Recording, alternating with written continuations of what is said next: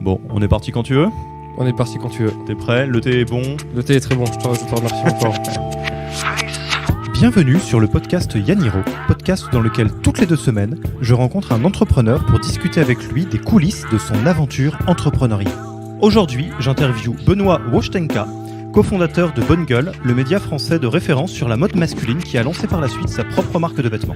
Dans cet épisode, Benoît revient sur le développement progressif de Bonne Gueule, de la création du blog Bonne Gueule en 2007 au lancement de leur ligne de vêtements, en passant par toutes les étapes intermédiaires de monétisation. Benoît nous explique dans cette interview pourquoi la relation entre associés est encore plus exigeante qu'une relation de couple, et revient sur la manière dont des croyances parentales très profondes ont pu influencer son style de management. Nous parlons également de la vraie utilité de la vision et des valeurs d'entreprise et touchons du doigt en fin d'épisode la question de la spiritualité dans l'entrepreneuriat. C'était un plaisir d'enregistrer cet épisode avec Benoît. Si cela vous a donné envie de réagir ou vous a rendu curieux, n'hésitez pas à utiliser les reviews pour entamer la discussion. Bonne écoute. Bonjour Benoît, bienvenue dans le podcast Yaniro. Je suis vraiment ravi qu'on ait cette petite discussion de bon matin aujourd'hui. Alors, comme le veut un peu l'usage, je vais faire de mon mieux pour essayer de décrire ce que fait ta boîte le mieux possible. Et après, tu me diras ce que ça a donné. D'accord. Donc, tu fais partie d'un des 2 cofondateurs de Bonne Gueule, qui est à la fois un média, donc qui est à l'origine un blog de mode masculine. Tout à fait.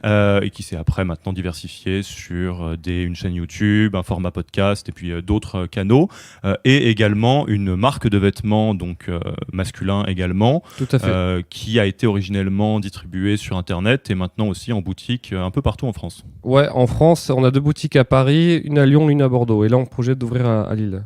Et plus globalement, en tout cas, ce que vous aimez dire et votre positionnement, c'est que vous, votre métier, votre raison d'être, c'est d'aider les hommes à se sentir bien dans leurs vêtements. Ouais, et même là on réfléchit à raccourcir la tagline en disant aider les hommes à se sentir bien tout court, tu vois. Ah, ça va demander un peu de diversification, ça, du coup. Ouais, effectivement.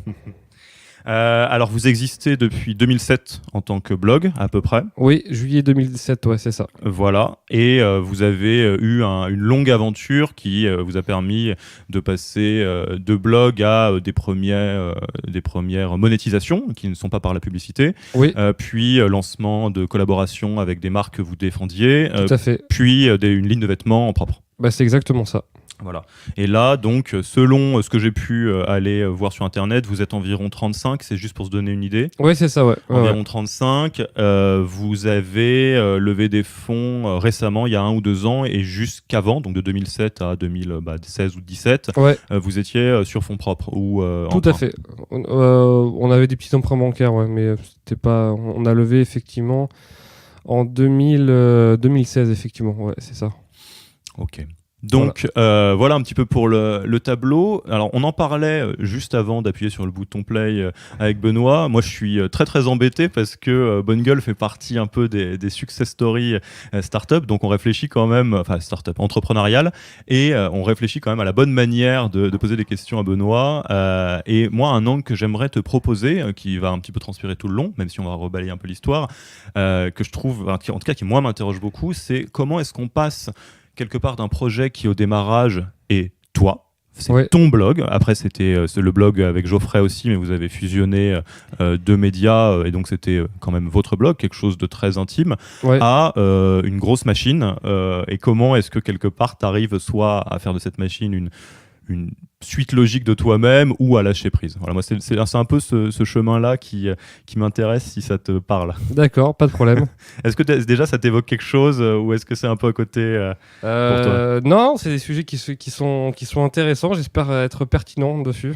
Tu seras forcément pertinent parce que ça sera ce que tu vis. J'espère aussi. Ok.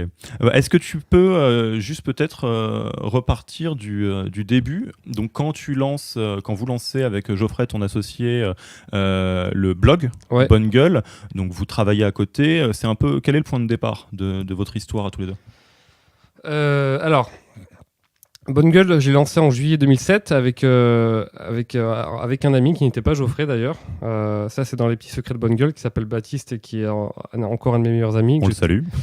On le lance en juillet 2007 et Baptiste commence à rentrer en prépa en septembre 2007. Donc un mois et demi après, il me dit bon, Benoît, je te file bonne gueule, moi j'ai plus le temps et salut. Donc il aurait été que un an et demi sur le projet, un mois et demi sur le projet. Mais étant donné que c'est lui qui a acheté le nom de domaine et qui a installé le WordPress, je suis obligé de le citer. Et voilà, il faut rendre à César ce qui est à César. Donc il est resté qu'un mois et demi sur le projet. Geoffrey, je l'ai rencontré en janvier 2010. Et ensuite, on a commencé à bosser ensemble en fin 2010, début 2011 à peu près.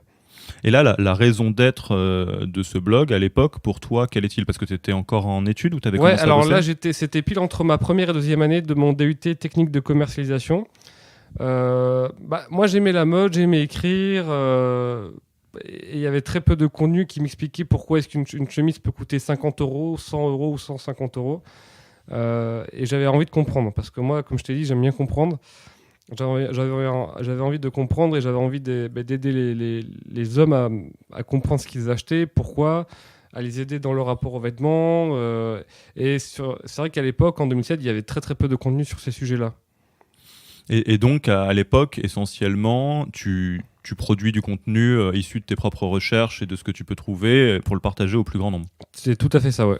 Je couche mes réflexions. Et alors ça dure pendant combien de temps et quel est ton rapport à ce blog, à ce média pendant cette période-là? C'était vraiment juste un loisir. J'étais étudiant, donc j'avais des potes, les cours, les soirées, c'était vraiment un loisir, quoi. Au lieu de regarder une série, moi j'ai jamais été très série, j'écrivais des articles de blog, je faisais j'allais à Paris découvrir des boutiques.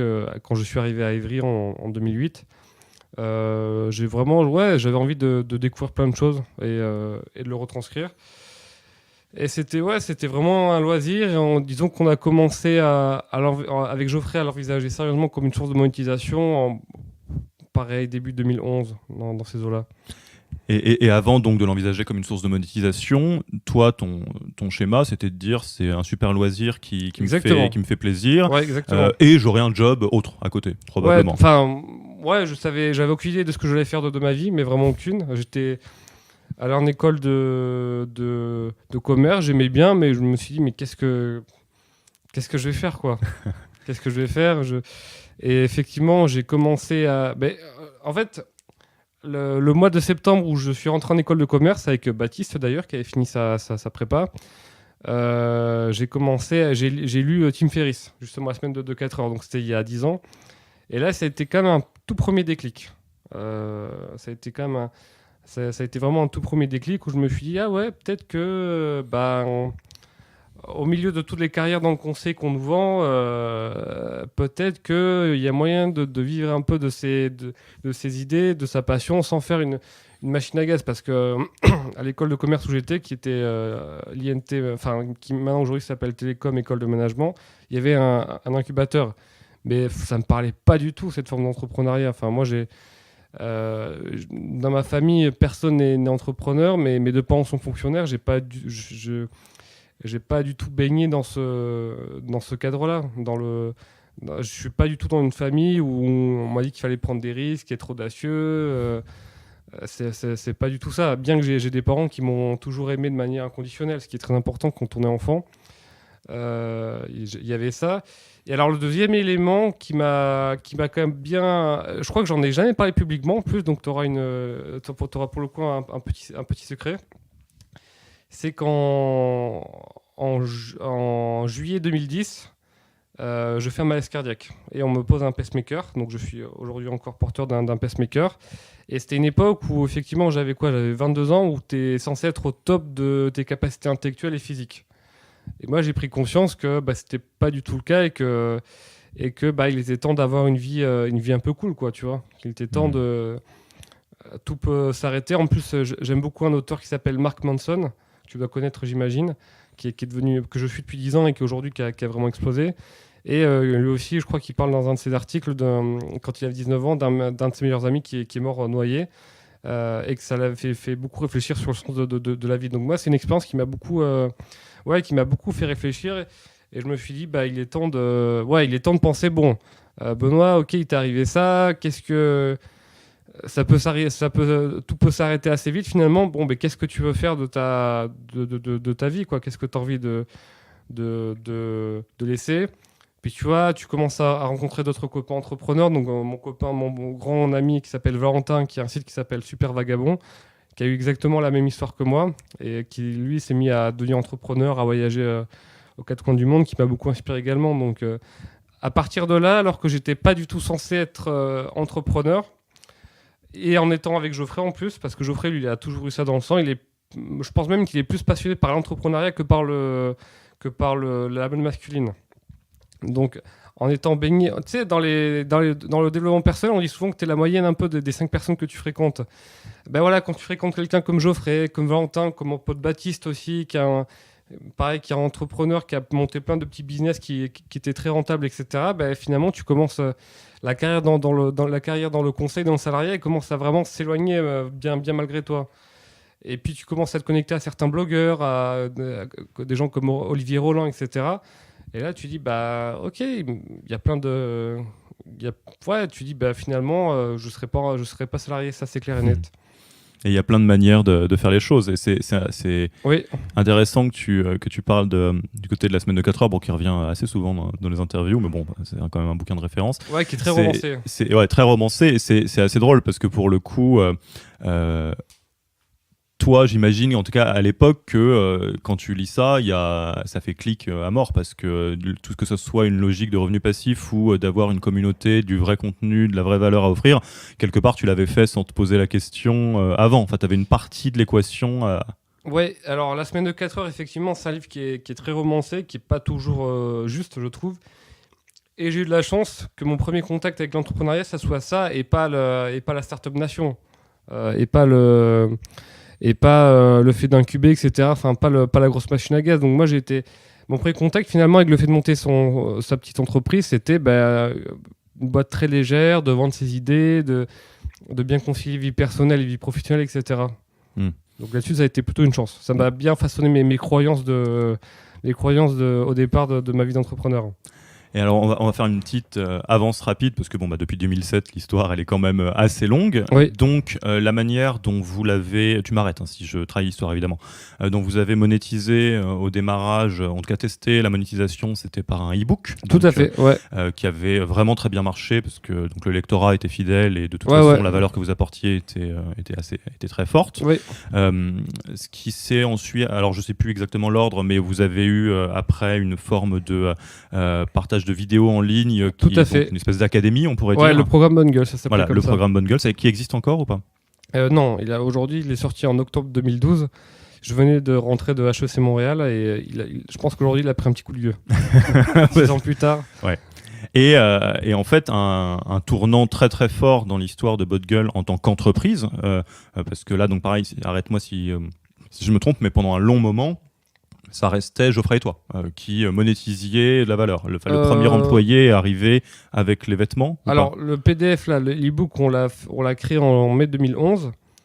Attends, ouais, c'était mai 2011.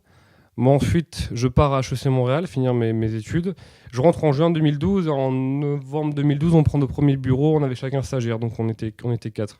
Parce que Geoffrey, lui, il n'y pas du tout en semaine de 4 heures, vraiment pas du tout.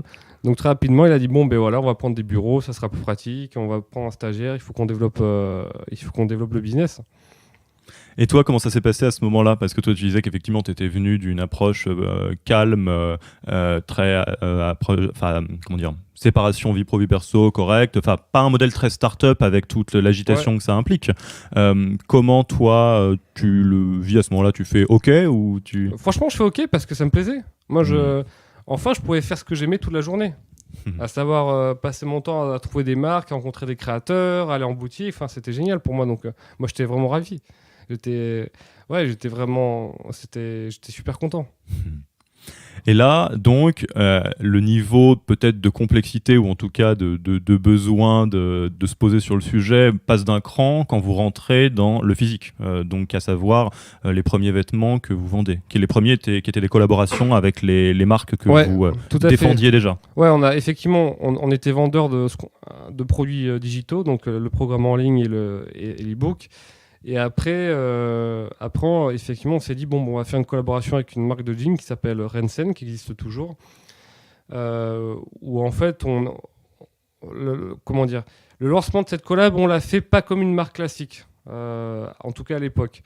On a raconté en fait, quand Geoffrey, avant que je rentre de Montréal, on s'est dit on va faire un road trip de 3 semaines. Geoffrey nous a rejoints, enfin j'étais avec Baptiste, donc avec Baptiste, Geoffrey et moi.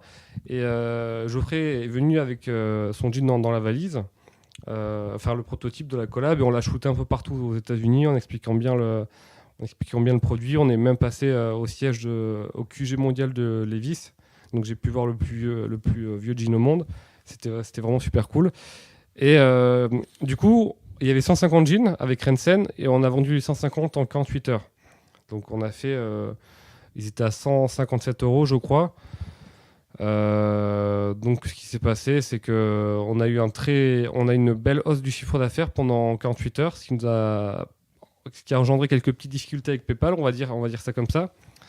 Et ensuite, on s'est dit, en fait, ouais, le physique, ok, c'est peut-être un peu plus de galère, mais quand même, les chiffres d'affaires sont pas du tout les mêmes, et c'est super cool. Moi, la première fois que j'ai vu le prototype avec le logo du site que je pouvais toucher, qui était sur le patch arrière qui était sur le jean, je trouvais ça génial.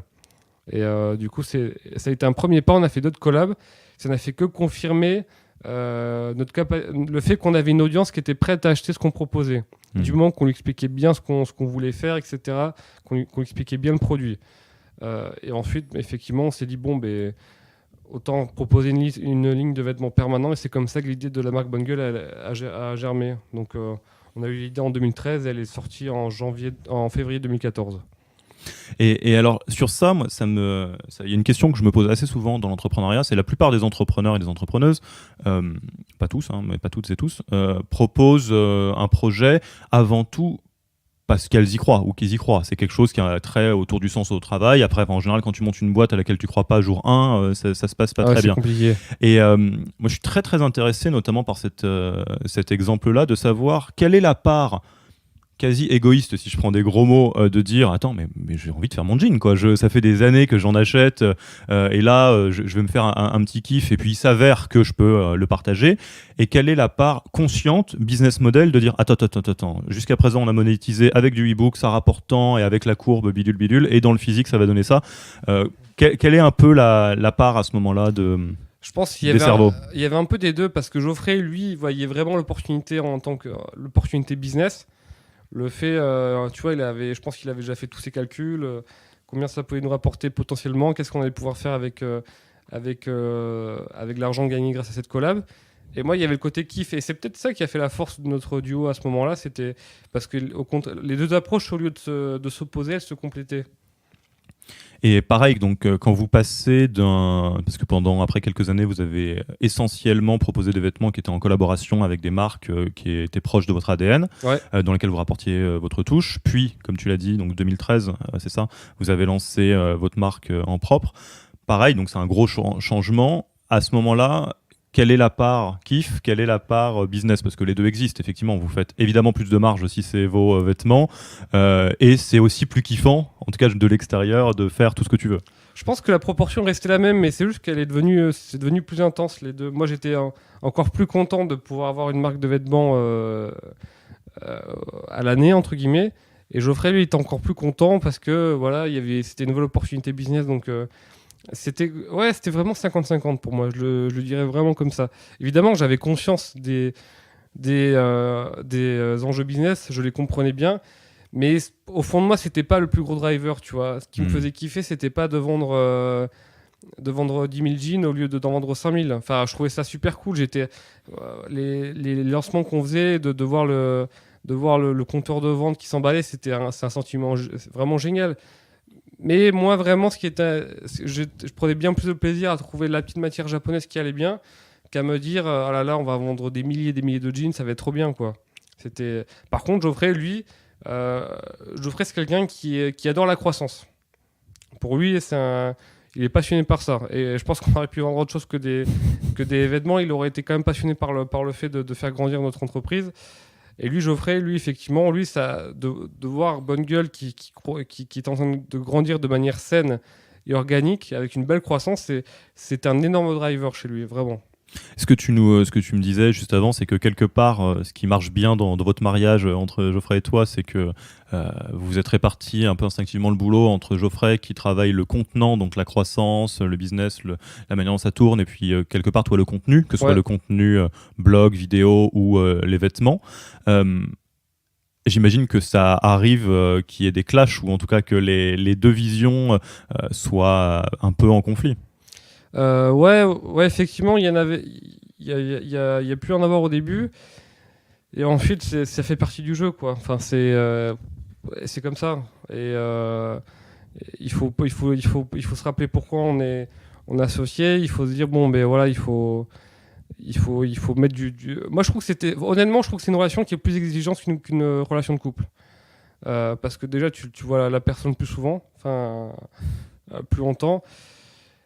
Il faut, voilà, comme je dis, du bon sens, de la bonne foi, de la bonne intelligence. Il n'y a pas de recette miracle. Il faut créer une confiance mutuelle. Il faut accepter que l'autre, il a effectivement des points qui sont parfois un peu agaçants et énormément de points forts. Et il faut s'en nourrir. Mais pour moi, vraiment, il n'y a pas de recette miracle par rapport à ça. Et l'entente entre associés, c'est un sujet qui est vraiment, pour le coup, qui est vraiment clé dans des entreprises, notamment dans des startups, et qui est, je trouve, très largement sous-estimé. Et du coup, par ton expérience et l'expérience que vous avez eue avec Geoffrey, qu'est-ce que vous avez su mettre en place qui fait que bon an mal an, ça tourne et que vous avez réussi à construire une association qui tient? Comment ça se fait au quotidien pour s'assurer que ça marche, d'autant que vous avez des rôles vraiment très différents? J'attends pas une recette magique, hein, évidemment. Ma réponse, ça va être bête, ça va être au clair sur les périmètres de l'autre et les respecter. Et puis accepter le fait que l'autre a le droit d'avoir un avis contraire et que l'autre a quand même le droit d'aller dans son sens. Enfin, moi, je dis souvent à Geoffrey, écoute, là, je suis pas de ton avis, mais tu as mon consentement pour faire ce que tu as en tête. Ça arrive. Enfin, c'est être très clair sur le fait qu'on peut avoir un avis différent et que bon, c'est le job de l'autre, donc fais ce que tu as à faire, quoi. Et c'est quelque chose que vous avez su mettre en place relativement rapidement, ou tu penses que toi, tu as vraiment bougé avec les années et tu t'es affiné dans cette forme de... Non, pour le coup, moi, je pense que j'ai vraiment bougé et je me suis affiné par rapport à ça, notamment en rencontrant quelques mentors. Je pense qu'effectivement, être dans cette démarche où mon avis est légitime et je respecte ton champ de compétences, ton périmètre, ça c'est pas venu tout seul. Ça paraît tout bête dit comme ça, mais pour un jeune entrepreneur, à l'époque, j'avais 23-24 ans. C'était pas facile. Et c'est toujours la question un peu cliché, mais je trouve qu'elle est bien adaptée dans cette situation-là. Là, par exemple, qu'est-ce que tu dirais au Benoît du début sur ces aspects-là particuliers? Enfin, du début, tu vois, tu le mets où tu veux, mais... de respecter les avis de chacun. Et contrairement à ce que je pensais, c'est pas tout le monde n'est... Enfin, comment dire, c'est quelque chose que je peux pas dire n'importe comment à n'importe qui, mais je lui dirais, écoute, l'avis de chaque personne il est légitime, mais il n'a pas la même valeur. Enfin, c'est pas qu'il n'a pas la même valeur, mais c'est que chacun détient une certaine vérité qui, dans certains cas, est plus pertinente que d'autres. Voilà comment je le dirais. C'est pas... avant, j'étais vraiment dans un mode... chacun a le droit d'avoir son avis, tous les avis se valent, etc. C'est un stade où j'ai beaucoup... que j'ai eu du mal à transcender et à inclure, comme dirait Ken Wilber. Geoffrey, lui, il avait aucun problème avec ça. Hein. Il y avait vraiment aucun souci. Hein. Mais ouais, je lui dirais, écoute, voilà, chacun a sa vérité, certes, et dans certains cas, certaines vérités sont plus adaptées à d'autres. Et on en parlait pareil aussi tout à l'heure, mais pour chaque comportement ou croyance un peu forte qu'on a sur certains sujets, alors notamment la question d'arriver à respecter le périmètre de l'autre et puis à lâcher certains trucs sur de la vérité, c'est toujours là un peu profondément pour des bonnes raisons. Toi, tu as pu un peu retrouver, au-delà de quelque chose qui est vraiment de la modification, de la reprogrammation, de dire bon, ça je vais un peu lâcher du lest. Ouais. Est-ce que tu as réussi à reconnecter sur un peu qu'est-ce qui faisait que toi, tu pouvais bloquer avant là-dessus? C'est une très bonne question. C'est une très très bonne question. Et c'est le genre de question où je pense que j'aurais besoin d'un petit temps de réflexion. Ta question, si j'ai bien compris, c'est pourquoi est-ce que je fonctionnais comme ça avant ? Enfin, alors, comme ça, je vais parler un peu et te donner le temps de réfléchir en parallèle. Ouais. Dit autrement, moi, c'est un truc que je répète souvent. S'il suffisait d'avoir la réponse au problème, déjà mon métier n'existerait plus, et puis ça serait extrêmement simple, tu vois. Sinon on mangerait tous moins gras, moins salé, moins sucré, on ferait du sport, on mangerait 5 fruits et légumes. On le fait pas pour d'autres raisons, parce qu'on a des croyances, des systèmes, des programmes en nous qui sont plus forts que ça. Et dit autrement, quand je prends l'exemple de qu'est-ce que le Benoît d'aujourd'hui dirait au Benoît du passé, en réalité, sans travailler la croyance de fond, tu dirais la même chose, tu dirais oui, probablement. Oui. La question, c'est pas la réponse, parce que la réponse, elle est facile. Donc, est-ce que tu as réussi un peu à mettre le doigt sur les croyances ou ce qui se jouait plus profondément, qui faisait que c'était plus difficile à l'époque ? Ouais, très clairement, je pense que c'est mes modèles parentaux. Effectivement, l'humilité chez mes parents, c'est quelque chose qui est, dans ma famille, qui est très très fort, vraiment. Tout ce qui est signe de richesse, de réussite même, c'est quelque chose qu'ils ne supportent pas. Enfin, c'est pas qu'ils ne le supportent pas, mais c'est pas clairement pas du tout leur monde, quoi. Mes parents s'habillent chez Decathlon, tu vois, enfin, ou chez... Pas que, mais en grande partie. Et tu vois, ils sont vraiment dans une simplicité, et il faut pas que ça... Il faut pas s'afficher plus, on va dire ça comme ça. On va dire ça comme ça, il faut pas s'afficher plus. Pourquoi ? Parce que le père de ma mère était un homme très pratiquant, tu vois, donc très chrétien, très catho. Donc là, vraiment, où le centre de gravité, c'est est-ce que je rentre dans la case ou pas ? Et si je suis hors des cases, il faut absolument que je rentre dedans, que je ne dois pas sortir du rang. Donc forcément, je pense que le côté être absolument dans le rang, être discret, être un peu austère, ça a vraiment infusé auprès de ma mère et de ses frères et sœurs. Ensuite, de plusieurs manières, et du coup et mon père aussi est comme ça, donc c'est beaucoup d'humilité, beaucoup de simplicité, et je pense que quand j'étais face à une situation où l'autre était persuadé d'avoir raison, moi j'avais associé le fait d'avoir raison au fait d'être un petit peu arrogant, je pense. Tu vois, au fait d'être un petit peu et de pas respecter parce que autant l'humilité c'est hyper important chez mes parents, mais autant le respect de tous c'est quelque chose qui est tout aussi important. Le fait de pas respecter l'avis des autres et de les prendre de haut. Mais finalement j'étais dans un schéma où je faisais ce que je condamnais, parce que je supportais pas que d'autres personnes penser autrement que moi, dans le sens où moi je disais toutes les vérités se valent, et finalement je développais une espèce de fondamentalisme à ce sujet où je supportais pas que d'autres personnes pensaient différemment de ça, quoi. Et pour moi il y avait qu'une vérité qui était bonne finalement, donc j'étais un peu il y avait ce cercle un peu, ce serpent qui se mordait la queue, je sais pas s'il est bien clair. Mais et ça a été quand je me suis intéressé aux écrits de Ken Wilber notamment, où il raconte très bien ça. Le fait que les mecs qui se disent très ouverts, qui veulent le consensus de tout le monde, mais qui ne supportent pas que d'autres personnes pensent différemment, finalement, ils essayent d'imposer une certaine forme de vérité aussi. Et donc, ils font ce qu'ils sont en train de condamner.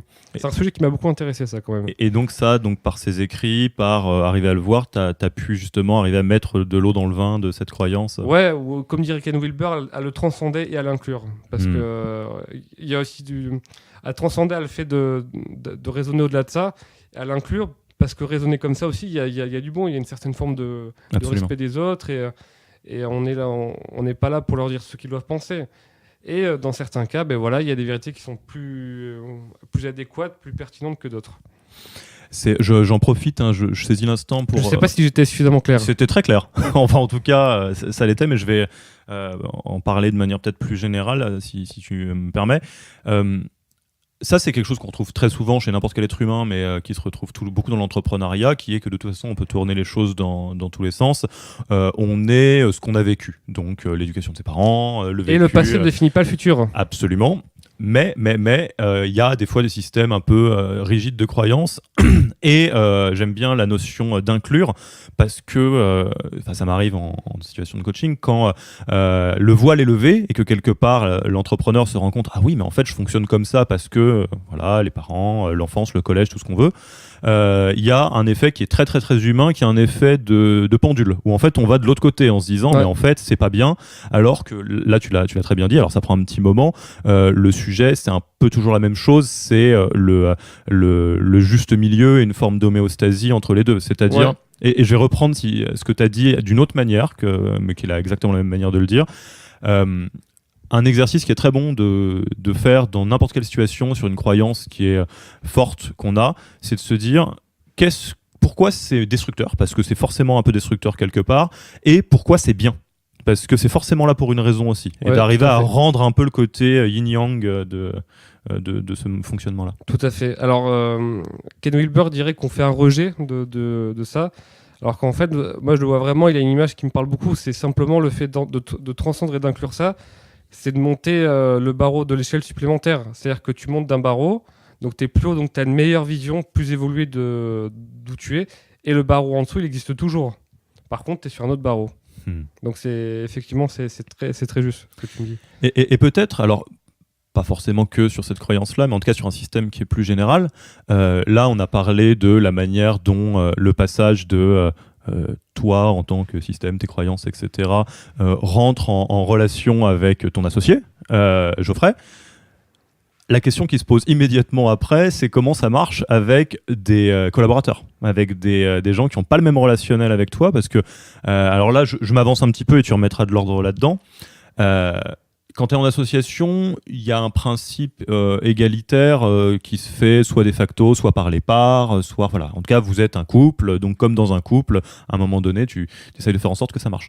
La relation avec des collaborateurs, il n'y a rien de discriminant dans ce que je vais dire, est un petit peu différente. C'est des personnes que tu embarques dans le rêve que vous construisez, et en tout cas qui, eux, s'y retrouvent aussi. Et est-ce que, justement, ce même passage de moi j'ai un peu la maîtrise de tout et je dois maintenant, entre guillemets, arriver à construire quelque chose avec Geoffrey, c'est repassé de la même manière ou différemment quand tu as embarqué, parce qu'il y a maintenant 35 personnes qui travaillent avec toi? Oui, parce qu'il a fallu apprendre ce que c'était que le management. Oui. Et le management, c'est très difficile. Alors je pense qu'effectivement, Olivier Roland, il dit que l'entrepreneuriat, c'est l'exercice de développement personnel le plus ultime. Et j'ai mis du temps à comprendre pourquoi il disait ça, et j'ai compris, parce qu'en fait, tu es tout le temps mis face à des problèmes, et tu vas passer ton temps à te dépasser. Justement, à ces stades-là que tu as, ces stades de réflexion, à les transcender et inclure. Et tu passes ton temps à être mis face à toi-même, face à tes doutes, face à plein de choses, et que tu dois résoudre parce que tu n'as pas le choix. Alors, avec les collaborateurs, effectivement, ça a été un long voyage, et ça, c'est toujours le cas, où j'ai beaucoup appris sur moi-même et sur les autres. Comment ça se traduisait? Alors, effectivement, j'étais dans un mode... J'ai pas toujours été un manager parfait, même très loin de là, clairement. Et je pense que c'est encore un petit peu le cas. Et il y a un moment, je pense qu'il y a un deuil à faire sur le fait qu'on sera le manager parfait, ultime, qui prend toujours la bonne décision, qui fait toujours ce qu'il faut, etc., qui sera toujours accepté. Ça, c'est vivre un peu dans un fantasme, à mon sens. En tout cas, moi, aujourd'hui, dans ma réflexion, j'en suis là. Peut-être qu'elle pourra évoluer, mais pour le moment j'en suis là. Et donc se dire que parfois nos décisions seront... Enfin, l'important c'est évidemment de tout faire pour le devenir, tu vois, c'est ça qui est important. Et j'avais tendance à être très... à vouloir vraiment le consensus de toute l'équipe, etc. Alors Geoffrey, c'est quelque chose qu'il avait vu en moi très très tôt, et qui m'avait... non pas qu'il me l'avait reproché, mais qui m'avait dit attention Benoît, Là, je pense que l'équipe a besoin que tu sois un peu plus, a besoin que tu déroules un peu plus ta vision. Tu vas amener bonne gueule, a besoin que tu sois un peu plus présent, que tu prennes ton rôle de guide un peu plus à cœur. Et j'ai mis du temps à le comprendre. Ça aussi, j'ai mis du temps à le comprendre, parce que justement, j'étais pas bloqué, mais tu vois, j'étais vraiment dans ce stade où le consensus était hyper important pour tout le monde. Et voilà, chacun, que ce soit Geoffrey et moi, on avait chacun des points sur lesquels on devait travailler. Mais comme tu dis, cela dit, ça a eu des points positifs aussi, parce que moi, j'ai des gens de mon équipe qui m'ont beaucoup remercié pour mes qualités humaines, mon ouverture d'esprit, mon écoute, etc. Donc, ça a vraiment eu du bon. Donc, la question qui se posait, c'est comment je peux garder ça et corriger certaines choses. Et prendre le barreau du dessus. Exactement. De l'échelle. Exactement. Est-ce que j'ai répondu bien à ta question ? Oui, non, mais de toute façon, tu réponds par ce que tu as vécu, donc c'est forcément ça. Mais par contre, en creusant un petit peu, moi, ce qui m'intéresse, c'est de voir exactement de la même manière, comment est-ce que tu as réussi à aller un cran plus haut sur ça, parce qu'effectivement, là, tu es mis en situation de management, avec des croyances très profondes d'humilité, de consensus, et ce que te dit Geoffrey, c'est ouais, mais il n'y a pas que ça, va falloir peut-être passer au barreau du dessus. Est-ce que tu arrives à retracer une partie de ton chemin qui te permet de toi, à ton rythme, aller au barreau du dessus ? Un changement de stade, comme dirait Ken Wilber, ça prend 2-3 ans, tu vois, en général. Donc moi voilà, ça a été quelque chose qui a été extrêmement diffus. J'ai pas eu de déclic. Tu vois, il n'y a jamais de déclic, c'est pas comme ça que ça marche. Ouais, exactement. Donc ça a été vraiment quelque chose d'assez diffus. Mes rencontres, ma découverte de Ken Wilber justement via mes rencontres. Et puis le fait qu'on soit que t'es coaché, que tu mets le doigt sur certaines choses, etc. Donc pour le coup là, je saurais pas répondre à ta question. Ok. Et alors autre chose sur le même sujet. Alors c'est vu de l'extérieur, mais peut-être que ça existe à l'intérieur aussi. Je me demande comment cohabite à la fois tout ce que tu viens de nous donner comme valeur très profonde chez toi, d'humilité, de consensus, et ce que je vois en tout cas de l'extérieur de Bonne Gueule, à savoir un niveau d'attention et d'exigence sur le résultat final qui est très très élevé, au sens où j'invite tous les auditeurs à aller regarder, mais une des spécificités de la marque Bonne Gueule et puis du média Bonne Gueule, c'est une attention et une rentrée dans les détails qui est très très forte, c'est-à-dire n'importe quel matériau, vous savez d'où il vient, vous savez pourquoi c'est celui-là et pas un autre. Ouais. Et je me demande en fait comment tu fais coexister une attention très forte sur ce que toi tu imagines être ce qu'il faut pour un vêtement ou pour un article et une forme de consensus. Là par contre c'est du coup là quand il s'agit de la marque de vêtements, c'est complètement un autre système de pensée moi qui me gouverne, c'est la passion tout simplement. Et vu que ça fait 10 ans que je parle de vêtements, j'en touche, j'en essaie, j'en rencontre des créateurs, des passionnés, etc. Donc en 10 ans, tu acquiers une petite expérience. Ensuite, moi, j'ai encore beaucoup de choses à apprendre. Tu acquiers une petite expérience et je pense que ta hantise, finalement, c'est de faire un vêtement qui n'est pas à la hauteur du prix. En tout cas, moi c'est mon cas. Quand on me dit « Ah, mais Benoît, mais ça, je peux trouver un vêtement bien meilleur pour le même prix que le tien », c'est un truc, ça me fait vraiment chier. J'ai l'impression de ne pas avoir fait correctement mon travail, quoi, finalement. Et ouais, c'est le fait de... C'est cette passion parce que... Mais c'est peut-être finalement parce que, tu vois, j'ai envie que mon vêtement soit apprécié par tous. Tu vois, il y a peut-être un peu un transfert. Hein. Il y aura un truc intéressant à creuser en tant que... On en parle juste après. Tu vois, il y aura peut-être... Je veux que mon vêtement fasse l'unanimité. Enfin, en tout cas, qu'il soit irréprochable. Tu vois, c'est ça. Parce que j'aime pas quand on pointe des doigts. Et moi, je reste quand même... un éternel insatisfait sur nos vêtements. Évidemment, je les aime et je les porte. Et tu vois, je vais voir une chemise à 300 €, je vais me dire quand même, ça serait bien si notre chemise, elle avait ce détail-là, alors que c'est pas possible pour des raisons de prix.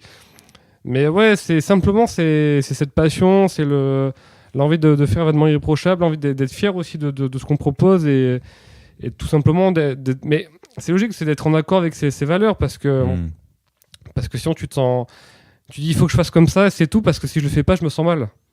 Mais alors, et justement, c'est là où je pointe. Je fais évidemment exprès, ce que tu as ouvert en disant peut-être qu'il y a un transfert de toute façon, il faut que le vêtement soit irréprochable et qu'il soit aimé de tous.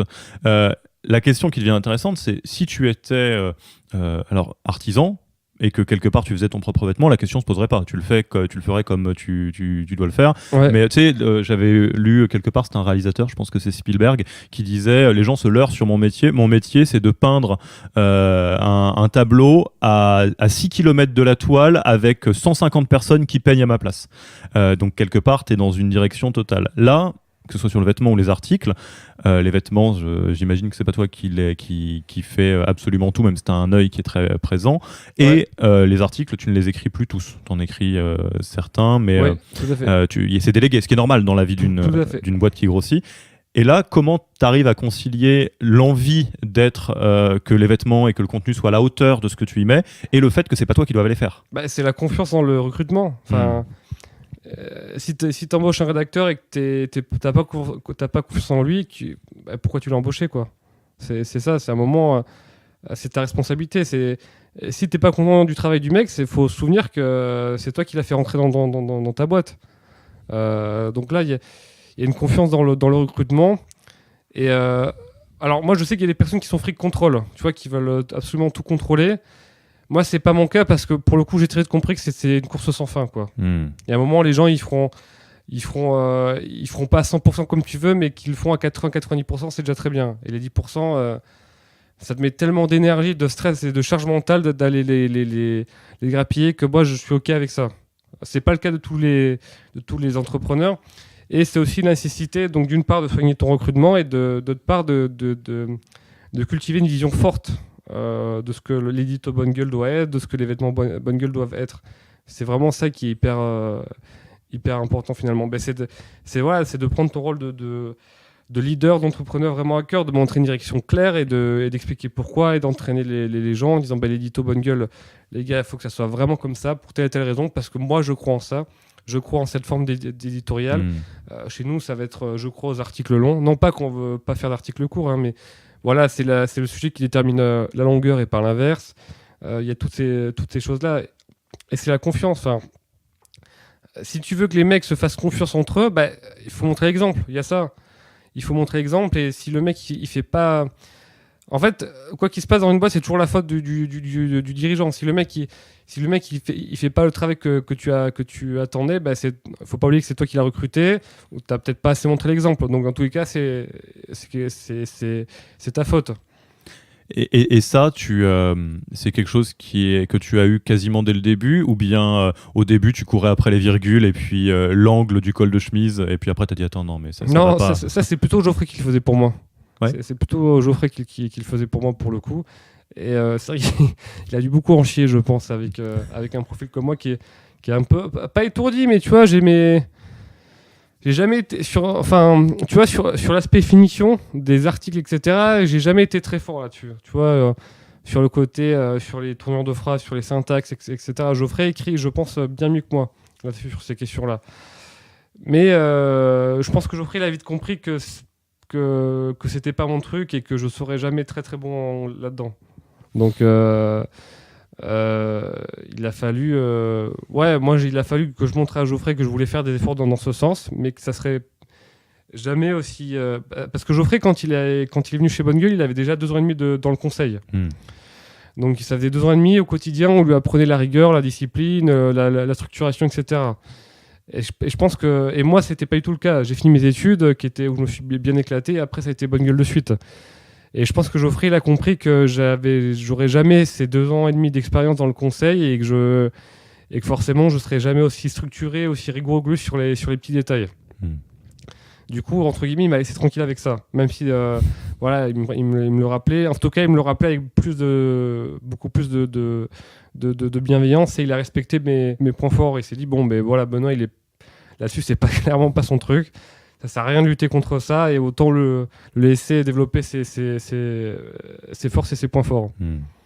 Et donc, pour reprendre ce que tu disais avant, qui est, je pense, un conseil qui s'applique à n'importe quel entrepreneur dans n'importe quel secteur, c'est pour éviter de se retrouver à courir après tout le monde, quelque part, le niveau d'exigence et d'attention, tu le mets au tout début, tu le mets dans le recrutement et l'onboarding pour avoir des gens en qui tu as une confiance totale. Puis développer répéter la vision, montrer ce qu'on attend, Enfin, faut que le mec, enfin, c'est toujours l'exemple.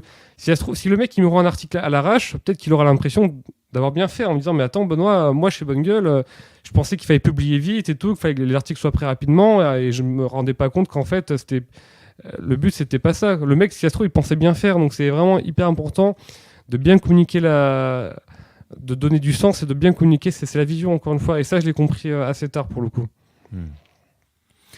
Et alors, on va avancer encore un petit peu dans l'histoire, parce qu'il y a un événement qui est marquant pour n'importe quelle entreprise, et puis pour Bonne Gueule aussi, vu le point de départ, qui est la levée de fonds. Donc, vous avez levé il y a 2 ans. Alors, non pas l'idée d'en faire une starification de levée de fonds, mais c'est quand même... il y a toujours un avant-après, hein, forcément. Ouais. Déjà, est-ce qu'on peut revenir ? Vous avez fait un long article sur le sujet, on le mettra dans la description. Tout à fait, ouais. Sur pourquoi est-ce que vous faisiez cette levée de fonds ? Est-ce que tu peux nous en dire quelques mots ?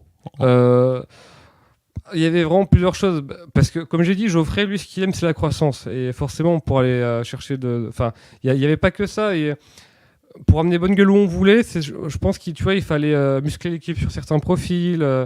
Il y avait toujours l'histoire des stocks à financer, l'acquisition, etc. Il y avait toutes ces choses-là. Et de manière organique, on aurait pu y arriver, mais ça aurait pris, je pense, 2 à 3 fois plus longtemps, ouais, facilement. Donc on a levé pour ça. Mais justement, j'ai fait cet article parce que... tout ce qui est levée de fonds, c'est des aspects où Geoffrey adore parler, et moi un peu moins. Et je me suis dit, je fais cet article, comme ça tous les gens qui me demanderont pourquoi on a fait cette levée de fonds, voilà, tel article, il fait 3000 ou 4000 mots, c'est bon, tout expliqué dedans. Tout est dedans. Et est-ce que ça a changé beaucoup de choses de ta perception, à part la vitesse du coup ? Pas spécialement. Je dirais que ça a fait évoluer Bonne Gueule, mais ça l'a pas bouleversé en tout cas. Nous, on était profitable, on était rentable, on était en croissance. Donc, entre guillemets, nous, on était pas en position de force auprès de futurs investisseurs, mais on pouvait leur dire voilà ce qu'on vous propose, voilà ce qu'est l'aventure Bonne Gueule. Mais si vous voulez un x50 du chiffre d'affaires dans 3-4 ans, c'est pas chez nous que vous aurez ça. Et on est OK avec ça. Nous, on est rentable, voilà, on grandit, donc on peut continuer notre chemin tout seul. Donc, on n'avait pas de mise à mort programmée, ce qui est le cas pour les startups classiques où, si elles n'ont pas de cash dans 3 mois, elles mettent la clé sur la porte vu qu'elles ne font pas encore de chiffre d'affaires. Donc, on était en position... on n'était pas en position de force, encore une fois, mais voilà, on aurait pu se passer d'une certaine levée de fonds, je pense. Et donc on n'était pas pris par le temps. Et du coup, et vu que, au vu de tous ces éléments, on ne s'est pas beaucoup dilué. Donc du coup, la gouvernance n'a quasiment pas changé. Et est-ce que c'était entre guillemets un one-off, c'est-à-dire c'était un moment où vous vous disiez, alors pour aller plus loin dans ce qu'on fait déjà, ouais, on a besoin de lever de fonds, ou est-ce que vous avez déjà des ambitions très fortes de ce qu'on appellerait un passage à l'échelle sur une startup ? Alors moi, c'est quelque chose qui me questionne beaucoup, parce que, alors on n'en a pas du tout parlé, je vais le faire en quelques mots, mais une valeur qui est très très forte chez vous, alors je vais le dire en anglais parce que j'ai toujours jamais compris comment on le disait en français, c'est le care, tout ce qui est prêter attention. Ouais, c'est la bienveillance, c'est ça. La bienveillance, voilà, que ce soit auprès des consommateurs, enfin de vos clients, des lecteurs, ouais, des équipes, c'est quelque chose qui transpire un peu par tous les pores au sein de Bonne Gueule. Une question, moi, que je trouve assez complexe à traiter, c'est comment est-ce que tu passes à l'échelle des entreprises avec cette valeur-là aussi. Dit autrement, si demain, je ne sais même pas si c'est votre objectif, mais vous êtes vraiment beaucoup plus gros, ne serait-ce qu'en termes de vêtements, ouais, ou à l'international, par exemple, qui est un passage à l'échelle de facto, est-ce que la question d'arriver à garder ces valeurs, c'est quelque chose qui vous travaille un petit peu ? Oui, et tu vois, il y a d'autres entreprises qui arrivent très bien à le faire. Je pense à Zapost, par exemple. Oui, c'est vrai. Ou même, c'est des valeurs qui sont très à la mode dans les startups, qui arrivent à scaler, enfin, à grandir. Donc, déjà, il y a d'autres entreprises qui l'ont fait avant nous à d'autres échelles. Donc, c'est plutôt mon point. Et d'autre part, pour le coup, c'est une valeur, quand elle est transigée, moi, ça me met vraiment mal. J'aime pas du tout ça, quoi, tu vois. Donc oui, je pense que c'est possible, et on revient toujours à... C'est vrai que j'ai compris que développer la vision, l'afficher, la répéter, c'était pas un truc c'était pas un conseil à la con que tu apprennes dans un cours d'entrepreneuriat, parce que tu dis oui, la vision, les valeurs, c'est bon, on s'en fout un peu. Ce qui compte, c'est faire grandir la boîte. C'est justement parce que tu as une vision qui est claire, qui est bien définie, où ton équipe adhère, tu as des valeurs qui, pareil, où l'équipe adhère, où l'équipe se reconnaît dedans. C'est ça qui fait qu'avec la mise à l'échelle, comme tu dis, ces valeurs vont être conservées. Mais chaque nouveau arrivant, nous, tu vois, donc Geoffrey passe 1 heure ou 2 à lui expliquer la stratégie. Et moi, je passe 1 heure à lui expliquer, je prends les valeurs de Bungle et à chaque fois, je lui explique. C'est hyper important, je lui demande en quoi il se reconnaît dedans, qu'est-ce qui lui parle, etc. Et du coup, parce que là j'ai préparé ou pensé à ce que vous pourriez avoir envie de faire en termes de passage à l'échelle, mais déjà est-ce que c'est quelque chose qui est dans votre feuille de route de vraiment, alors soit parce que c'est un peu toujours les mêmes classiques, hein, de faire pareil plus gros, de diversifier, de faire de l'internationalisation, c'est quoi un peu les grandes lignes de ce que vous avez en tête avec Geoffrey? Alors déjà, de ce que tu peux dire évidemment. En 2018, on est repassé sur une phase d'hypercroissance. Tu vois, avec de l'ordre de 60% de croissance, par exemple. Donc, on a déjà beaucoup à faire sur le marché français et à gérer notre croissance. C'est déjà le premier point. L'internationalisation, ça fait un moment qu'on y pense, mais encore une fois, on a beaucoup à faire sur le marché français. Tu vois, je pense qu'on a encore beaucoup de choses à faire. Et l'enjeu, notamment sur le marché français, c'est de faire connaître Bungle, mais en tant que marque de vêtements. Il y a beaucoup de lecteurs qui connaissent le média, qui l'adorent, mais qui ne sont pas au courant qu'on est une marque de vêtements. Ce qui est quand même, moi, ce qui me surprend toujours, parce que tu as un bouton e-shop sur le site. À chaque fois qu'on fait un lancement, on fait un article sur le média. Donc il y a cet aspect-là sur lequel on doit communiquer. Et moi, personnellement, je pense que quand on aura bien fait asseoir Bungle en tant que marque de vêtements, qu'on aura bien construit le branding autour de ça, je pense qu'on pourrait effectivement se poser la question sérieusement de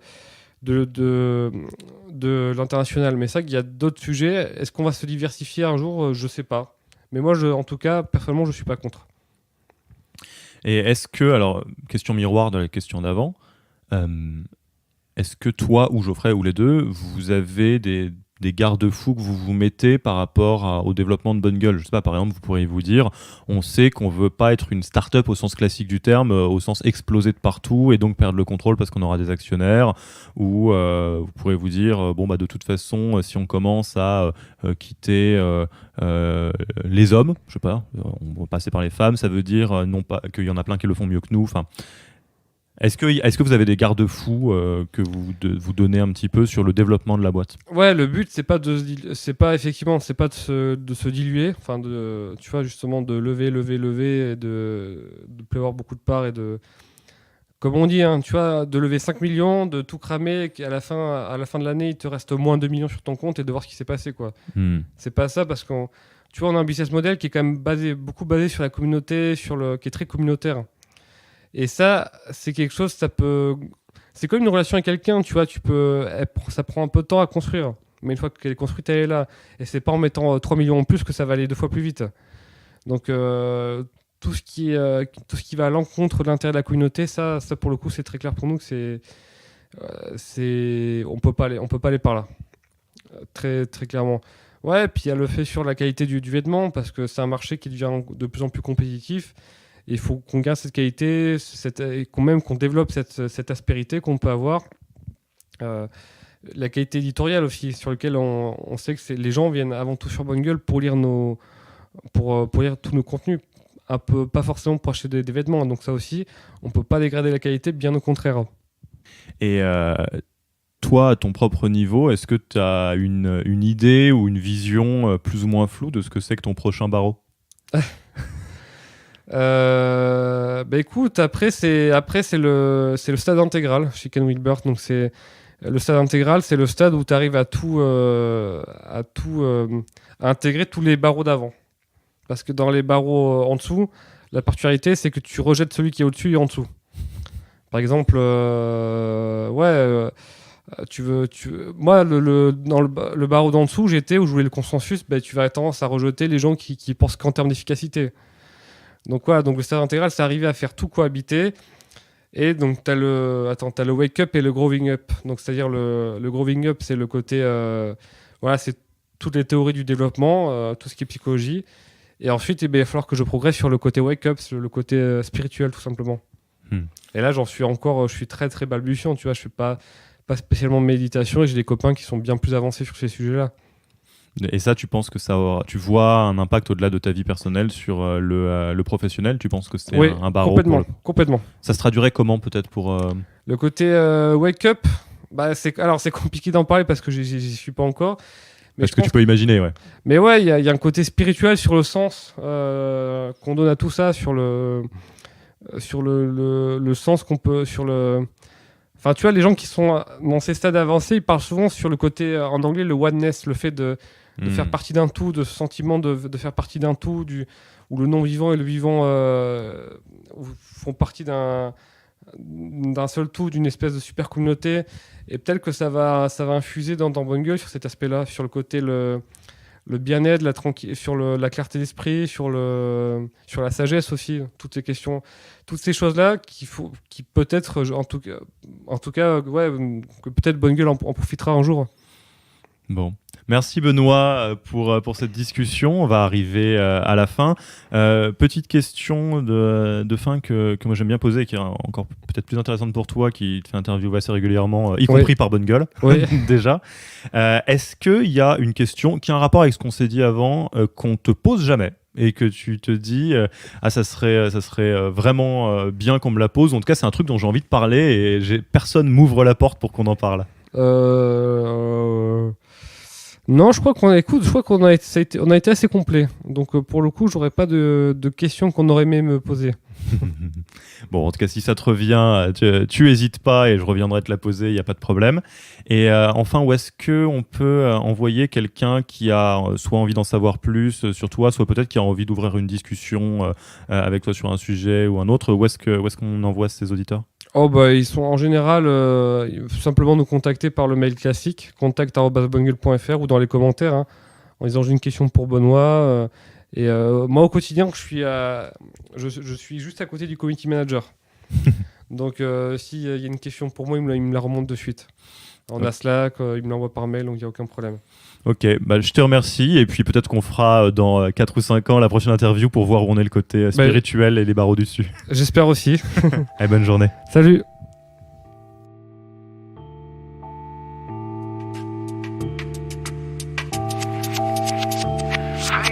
Merci d'avoir écouté cet épisode.